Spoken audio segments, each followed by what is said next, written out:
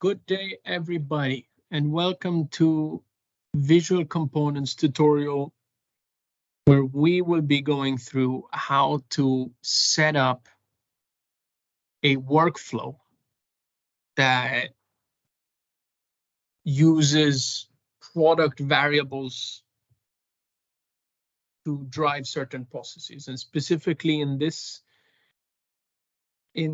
tutorial, we will create two components. So first and foremost, if we just draw it very, very high level, we will have component one. This is going to be a box, even though it's not a box. And we're going to have a triangle, even though it's a circle, in any case. So this factory that we're gonna create is gonna create a box product and a triangle product, right? And what we want to try and simulate here is we're going to have these products, as you all know, they have feeders, and they're going to go into this machine, both of them. And I don't understand why I'm using PowerPoint instead of some drawing tool, but in any case, I think I know why, because when I draw, it goes to crap. So anyways, so we're going to have machine one over here. Show you how to fail, but we're going to have machine one. Now, what I want us to simulate today is I want to have the process. We're going to bake in certain properties into these two components that are going to drive the cycle time of this machine. So the box is going to take, what you guys want to say, it's going to take 10 seconds. And the triangle, the geometry is a little bit more complicated. We have a couple of other processes we need to go through. I don't know. It's you know what? The box is made of aluminum and the triangle is made out of inox, and we are really irresponsible. So we use the same cutting edges and all of that in the same machine, right? So for the box dimensions, the cycle time of this machine is going to be 10 seconds. And for the triangle, it's going to be 100 seconds, okay? Now, we're going to drive this through both the box and the triangle. We're both going to have a variable called, shall we say, machine one time, or do we call it cycle time, or let's call it cycle time. We're going to call it cycle time, where we're going to embed these values, right?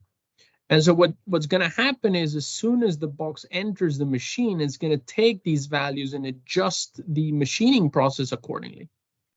And then, of course, we're just going to, the machine right now, it's a testing phase. We're going to scrap everything. And so we're going to sync it, right? So that's more or less the plan. And, you know, let's go to it. Currently running Visual Components Professional 4.6. You could do it with Essential. Which versions? Don't ask me. I'm not from Visual Components anyhow. So let's see. Let's start with our two shapes. We're going to have our box. Good practice. Rename stuff.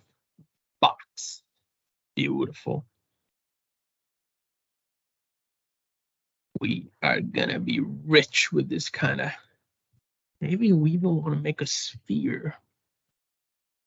What do we say? Do we want to make a, no, let's make a triangle.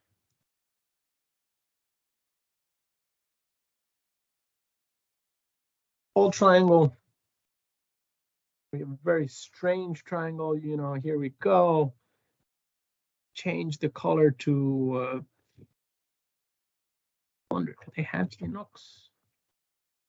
No inox in the, but we have gunmetal. We're gonna go with gunmetal. Good, these are our two products. We have the triangle and we have the box.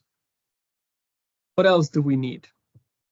well, we need our CNC machine or whatever, our big processing machine, right? So we go over here. Yeah, leave it like that for now. We reset this. Let's see, and then I'll move it over. What else do we have? We need, obviously, I'm going to do it the other way around. I'm going to start with a sync, something to delete our bloody components. Pro tip, make it larger so you can select it if something goes wrong. But so far, so G. We got our box, we got our triangle, we got our bloody. This thing is not going to fit. Still not going to fit. My God, they make small CNC machines nowadays. All right, what else do we need? So, well, product needs to come from somewhere. Component generator, let's call it that. Gonna be over there, beautiful, and we're gonna have the box and the triangle come out on a conveyor. So I don't know what version you guys are using, but in version 4.6, at least, I have something called from conveyor process. That is that the system. So the way visual components works is that the conveyor itself. We go into modeling just so that I can show you. It has a lot of different properties and behavior scripts, etc., which manages a lot of commands of sorts. You know, if the conveyor is moving, you know, if you have products on the conveyor and the conveyor is not moving, don't move the product. You know, things like that. And in essence, this is what we call a component container, right? So you hand off your component in the world and you give it to the conveyor, and the conveyor is responsible for handling that object, right? In this case, it would be transportation. From conveyor process, more or less does the opposite. It's a process node that will take from the component container and shoot it out into the real world again, or into this secondary world. So visual components has a multi-dimensional thing going on. You know, it's a bit 4D. You have the traditional 3D, so actually 5D, right? You got the traditional 3D, then you have space-time, if we call it the process space-time, and then you have the component conveyor time. So 5 dimensions. Congratulations, Isaac Newton. Einstein would be very proud. Sorry, I am screwing up over here. Okay, so this is good. Before we do anything, let's create our 2 components. Oh, look, what's going on?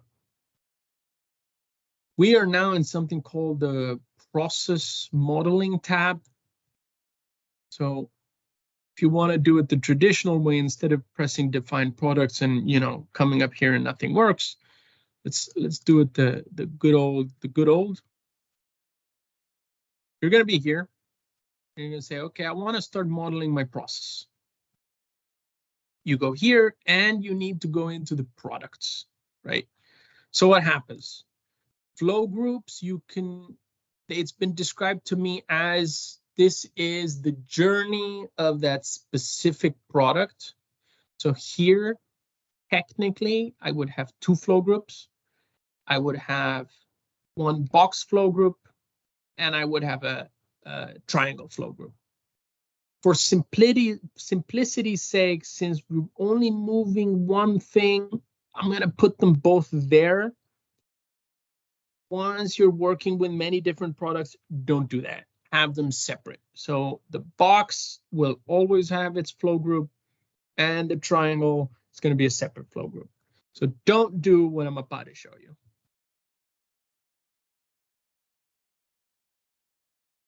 And this is a standard thing that gets generated always, we're going to add a product type here. Jesus.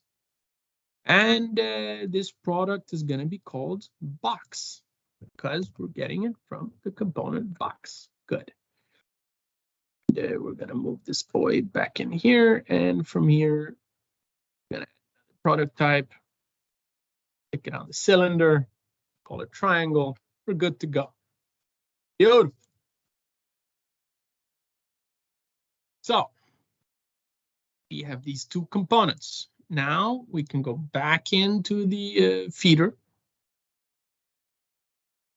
And we want to do, what was it? Was it distribution? Yes.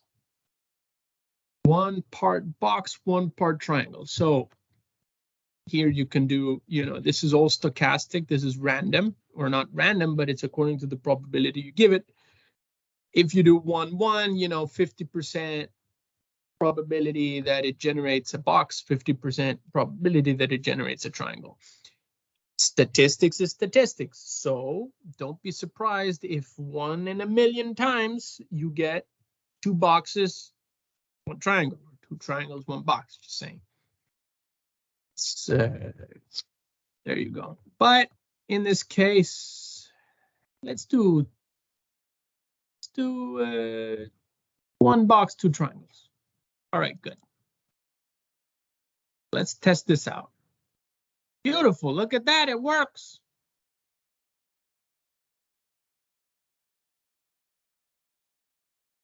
This flow sequence, something happened.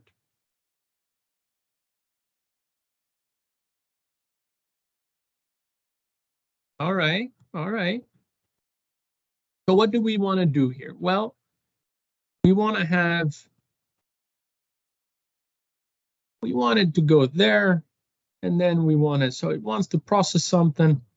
Processing time is 10 seconds. See if it works.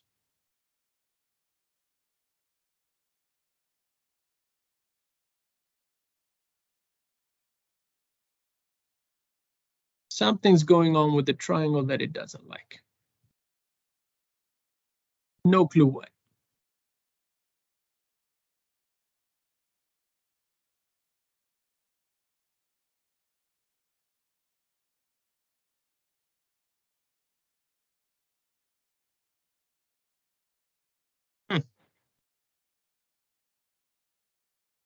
Well, seems to be working again. So that's the basic flow. No magic. What did we say? We said 10 seconds for the box, 100 seconds for the triangle. What do we do now? We have something called processing time. Now, why I want to teach you this is because imagine you're creating a simulation and you have 1 product, or you want to test out, okay, what kind of a buffer do we need? And if you're looking at different components or different buffer sizes or whatever it could be, it gets very, very tedious if you got to go in and click and change all of these different small values. So what we are going to do now, we're still in process modeling, right? Going to go into box, going to go into product properties or component properties. Now I don't really remember in any case. And we're gonna give it a product property. Now, if I remember correctly, we were gonna call this cycle time. And what happens? So this is also something that Visual Components does a little bit strange.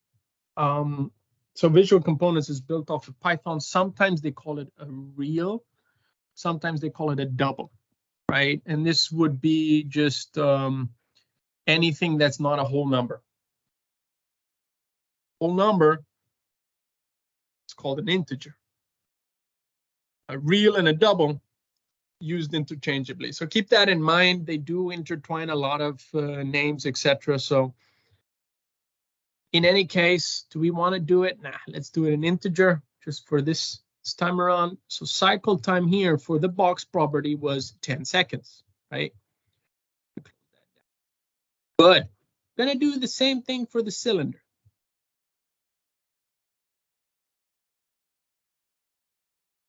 Naming is very important. Very, very important. Screw up the name, screw up your life. So, oh, I could give it. All right. Any case, we're gonna do it like that. Good. Let's see. So right now, and then it should work, right? We just let it run. 10 seconds. Okay, wait, before we do that, let's put it, I don't know, 1 second normally.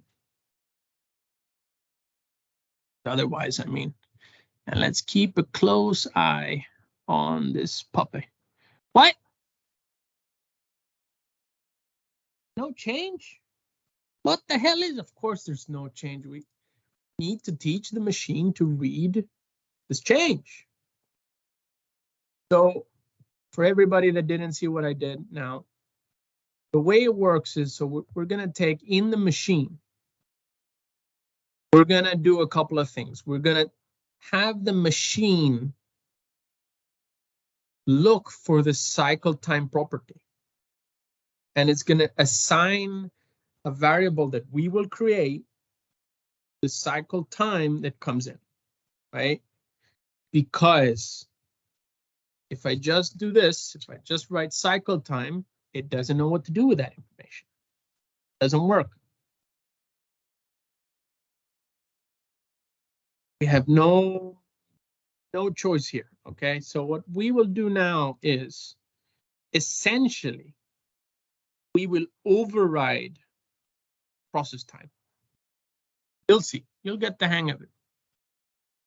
So let's see here. And you know, I haven't been using it for too long, so forgive me if I do all of this a little bit strange, but the hell is a fast mode? Who knows? In any case, what happens when the product flies in here through the air, defying gravity, it comes in, gets transported in. And so any product that enters here gets the local name product in, right?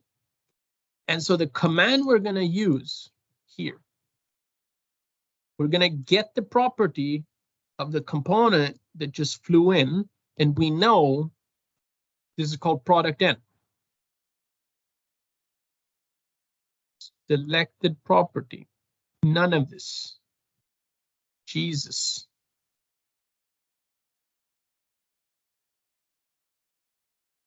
Why doesn't it want to let me do any of this? No clue. Maybe I'm doing it wrong.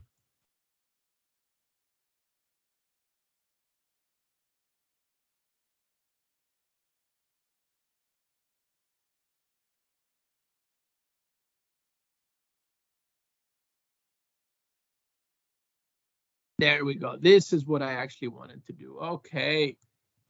So target property. This is target property. So we can call it process time, I guess. Assign target property, process time. Hope it's correct. Process time, yes, sir. And the expression is product in dot, because Python and, you know, programming and all of that. Product in cycle time. All right. Let's hope to God this works. Oh, look at that. It changed to 100. Why was that? Oh, yeah, right. Because we shot in a cylinder first. The triangle, as we've named it, for the physical object cylinder, has the property cycle time 100. And so now we're going to just wait forever. It's working with this inox. It's not easy.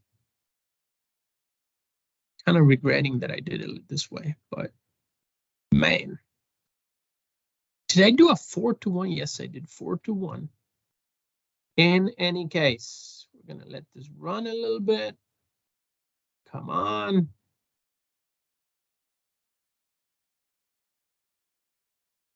And so to note, while this is running, is that, pause this for a second, is that what I did here was I looked at, these are the lists of variables that we have. And if we want to go in and see actually what's happening in the background, right? I have these, the machine contains these properties. So whoever created this machine has given it these things, these properties, where process time is one of them.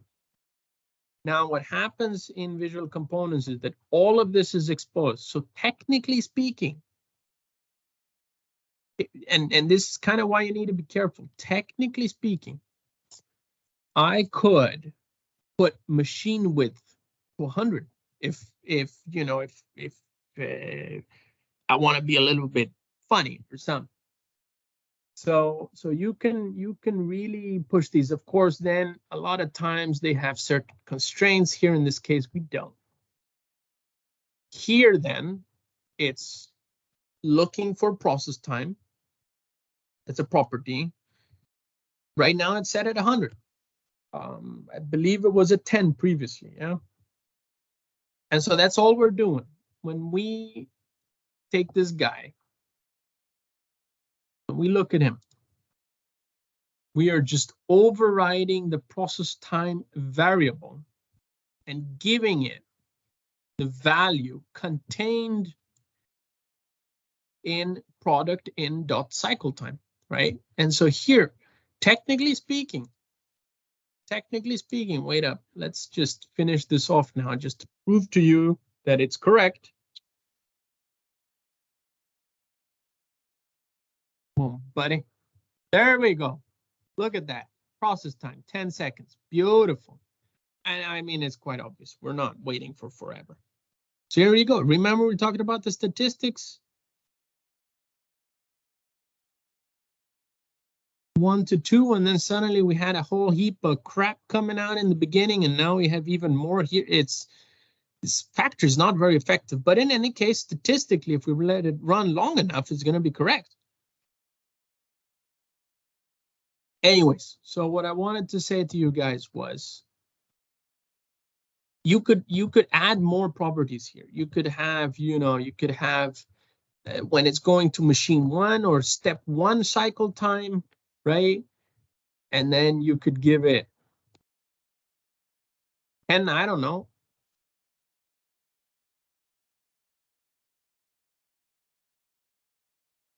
15.2,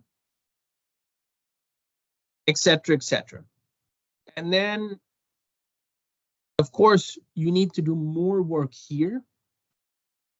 But if you start changing around layouts, if you want to experiment with different ratios of different components, you use this to really simplify the programming of your factory, right? So I'm currently working on a project where we're looking at how big of a buffer size do we need for all of these components we're making. And certain components have a significantly larger manufacturing time, or specifically in 2 machines out of 10 or 12. And we were discussing, how much of a buffer size do we need? When can we adjust our manufacturing? How do we drive our manufacturing to optimize all of this? And so if you do it like this, you can really figure these things out. You could have if conditions where you're looking for certain values, and if you're of this type, right?